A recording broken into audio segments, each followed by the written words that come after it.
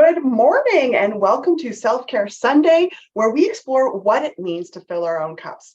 I am so excited to have my amazing friend Michelle here today, and we are going to talk about gratitude. And the reason this was so exciting to me to have Michelle talking about gratitude with me is that we both started a gratitude practice. Yay! We started this, many, many years ago, like 10 plus years ago, in an effort to try to make our lives better and improve it. The difference between us is that Michelle did it right. I did it wrong. I did gratitude wrong. I didn't even know that was a possibility. So let me tell you what I did and how I practiced it. And then we're going to explore how to shift what I was doing wrong into a new and better way of doing things that Michelle is going to talk to us about today. So here's how I used gratitude. I would go into a situation that maybe frustrated me. So for example, I might walk into the kitchen and there was mess everywhere. And I would look at the mess and I would just be like, no, I'm not going to get mad at the mess.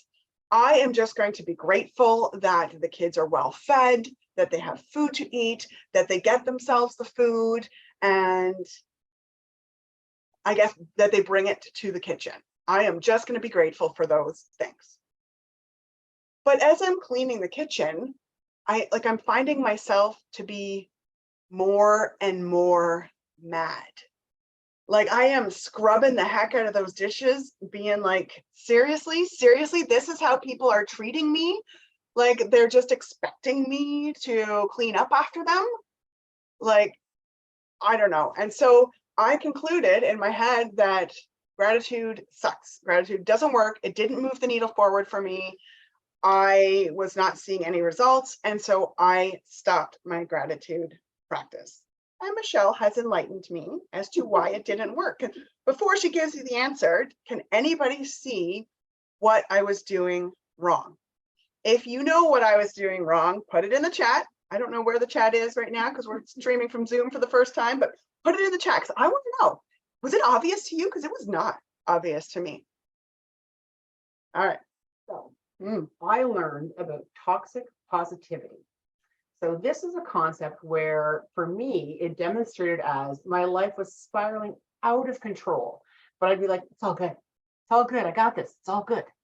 I didn't actually have it, and it was not all good. But I learned from a therapist something, and her tagline was, name it, claim it, befriend it. And so with that, I learned to name my emotions, name what I was feeling more. And from that, I learned how to do gratitude correctly, if you will, in that she taught me that even though there may be negatives, find the positive in it. So it is maybe a fine line between toxic positivity and gratitude, doing it the right way. But we found that it helped us become more positive, as opposed to just stewing in the negativity and trying to force it's all good, it's all good, I got this, it's all good, which, like I said, I did not have it. So I'm going to interrupt you for a second because I think that's what that phrase is really what threw me off, that find the positive in the negative. I think that's what I was trying to do with the gratitude. And the fine line you're talking about is the toxicity in the positivity is the shoving away of the emotions. It's the denying the emotions, denying the fact that there is something that is triggering, I'm going to call it negative, but a response in me that triggers an emotion in me. And we are being toxic by pushing away that emotion. Nope, I'm not angry. Nope, it's all good. Yeah, we're using the positivity to push away the negativity. So how can we do that in a way that doesn't push away the negative? So I learned about it with judgment because I used to be very judgmental. And so my therapist had said, if you're going to judge somebody, you're going to do it, but try something, find positive, find the flip side of the judgment, the negativity, but find the positive in it. Because every situation, or at least most situations, will have some kind of positive flip side, even things as horrible as losing somebody you love, you can actually find good things in that, which sounds really bizarre, I know. However, it is possible. So let's talk about some like real life examples. Let's go back to my dishes example for like, so I walk into the kitchen, it's full of dishes. I feel rage. I feel disrespected, honestly. Like I feel like nobody cares that You're their maid. yes, they don't even care enough to clean up after themselves. They just, toss it haphazardly and expect somebody else to do it. And that goes against some of my core values of independence and collaboration and community. And so it created a very big response in me. So I can see how I could honor that response and be like, oh, I am mad now. And I could use my techniques and choose a different path. I might choose to, call the kids in and say, hey, clean up your dish, but I can still potentially find that positive side of it. Mm-hmm. Especially if they do come up and clean the dish. There's a lot of gratitude to be there that they're actually doing it. I learned about it specifically with my marriage when we were going through marriage counseling. And instead of focusing on the things that my husband didn't do, I learned to focus on the things that he did do. And that made a big shift in terms of our marriage, and it helped save our marriage. And I do have a phenomenal husband, so shout out to him. But it really helped me learn that, instead of focusing on, oh, he didn't put the garbage out, it's like, you know what? I'm grateful that he cut the grass, or I'm grateful that he did do the recycling. Was it done to my standards? But it was done. And that's another thing I learned with gratitude, is that it may not be done my way, but it's done and I'm grateful. Ooh, that's a really big mind shift, because like we talk a lot about the negativity bias and how our brain is going to want to focus on the thing that is not done. Like I had a friend at work who was complaining because her husband vacuumed the main floor, but didn't vacuum upstairs. And I can totally see how that could shift completely if you shift your perspective a little bit, right? Because we naturally want to focus on a thing that's not done. Yeah. And that's going to create, difficulties in the relationship, because nobody wants to be seen for the things that they didn't do in their shortcomings. And the other thing that I try and practice is actually expressing my gratitude. So if, let's say, my husband vacuumed the main floor, I'd be like, you know what? Thank you so much. I really appreciate your help. Upstairs, I'll do it later, right? Not the end of the world. Or say, hey, would you mind doing upstairs as well when you have a chance?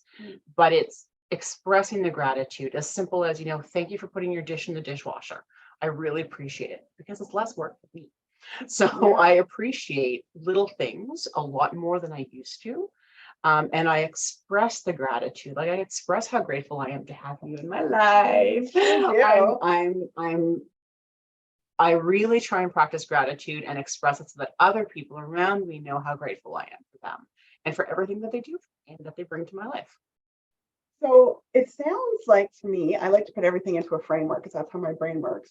It sounds like to me that this is almost like a 3-step process. Step 1 would be to acknowledge your feelings, deal with those, honor those, don't stuff them away, because those are important messages from your soul. That would be step 1. Step 2 would be to look around for the positive side. Acknowledge that there is a negative, but there is a positive somewhere. And it could come immediately from, the situation, or it could come following an action, like asking my kids to clean up the dishes. And then the third thing, the up level thing, is to say it out loud. So not just to feel it on the inside, which is great, but to actually help your relationships and connect more with your loved ones by expressing those positive feelings so that they're seen for the things that they're doing right. And I feel that I am incredibly grateful when somebody expresses their gratitude for something I've done or something I've said.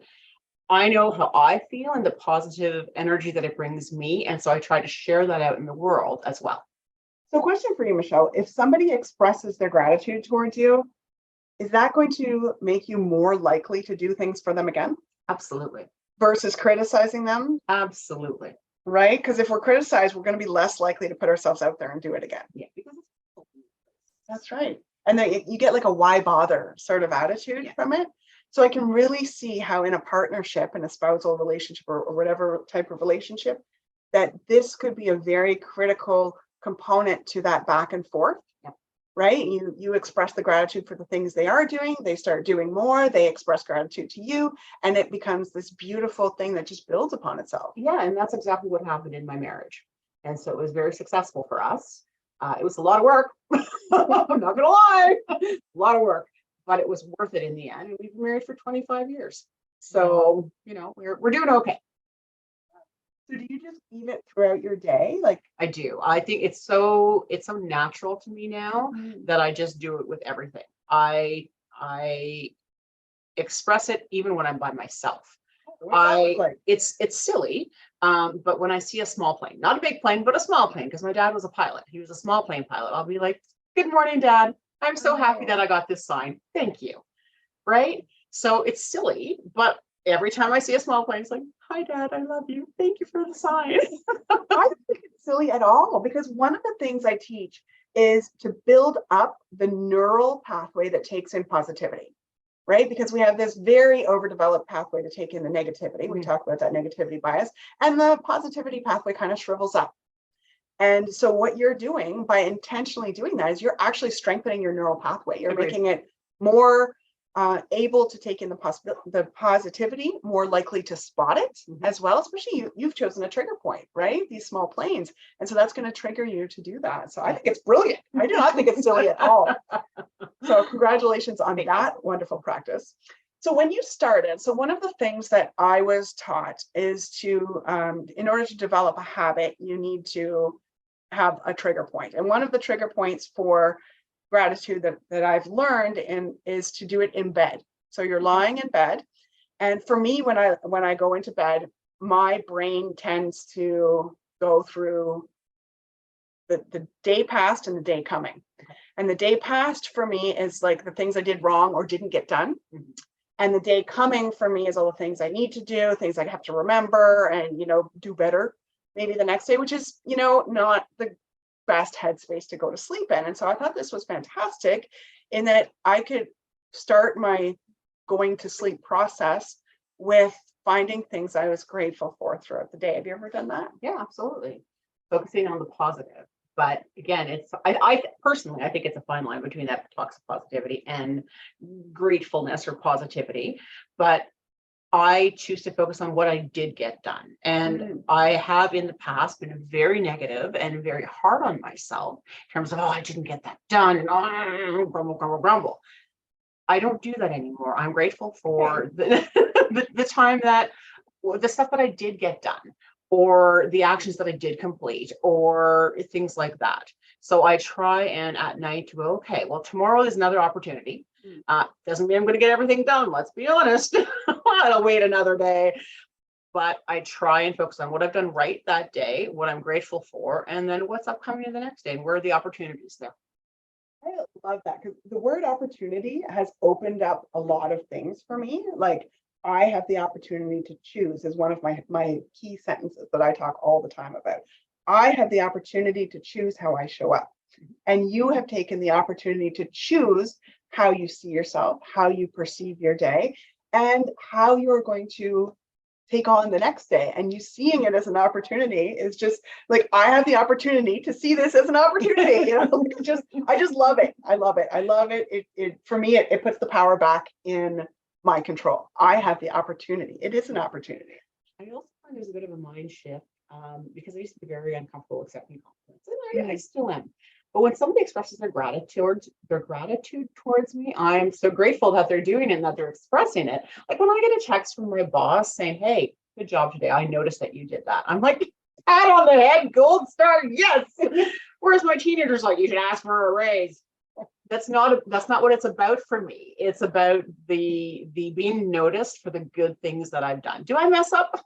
All the time, but I also do good things, and I appreciate that the person has taken the time out of their day, even if it takes 2 seconds to send a text. They took the time to choose the positive and to thank me for it, and I am grateful for that. That's beautiful, because you actually just brought up a really good point, because one of the hardest things to do is to take in the love from others. I'm going to call it love, whatever format it comes in. It could come in a compliment, it could come in gratitude. It could come in just, you know, having a relationship with somebody. We could put up a wall. And so I think that's almost like a next level, like almost like a fourth step in the gratitude. You express the gratitude. That was step 3, right?